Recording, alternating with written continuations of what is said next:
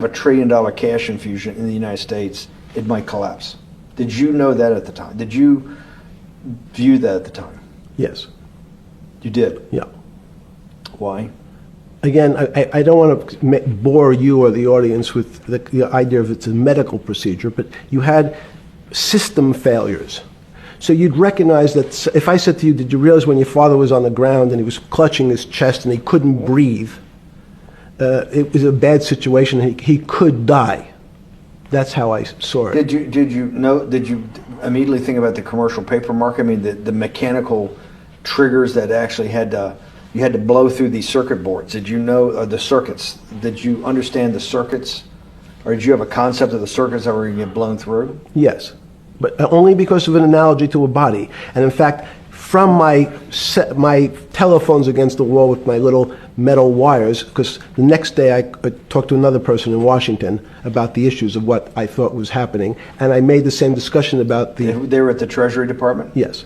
So in a 6x9 cell in... The phones were outside the cell. In Palm Beach County, California? West Palm Beach, Florida. West Palm Beach, Florida. This was your juice diet. West Palm Beach, Florida. West Palm Beach, Florida. West Palm Beach, Florida.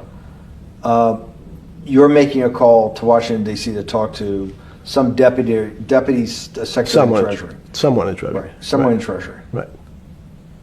And that does not, the night before you go to bed, it doesn't dawn on you at all. You never have a moment of self-reflection that, how did I end up on this metal cot when I should be at the center of things?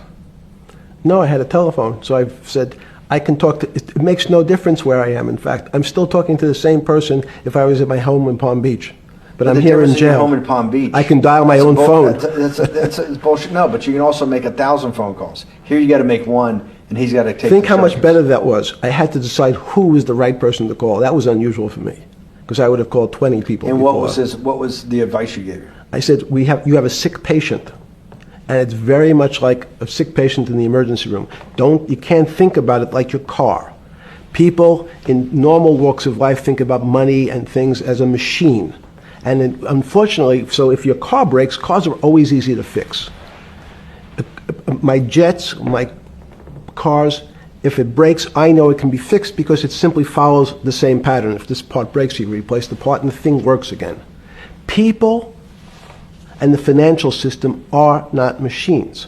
They can't be fixed the same way. You can't simply take out put some more juice into the commercial paper market, and that's like replacing the carburetor on the car. It's much more, I have a patient who can't breathe, has a stomach problem, can't see, looks bleeding at the same time. What do I do first? I have to think about it as a system. Where's the most logical place? What's the most dangerous place? If your heart stopped, we have to start your heart again. In the equivalent to the money market, why do I have to start your heart again? I need to get your blood flowing.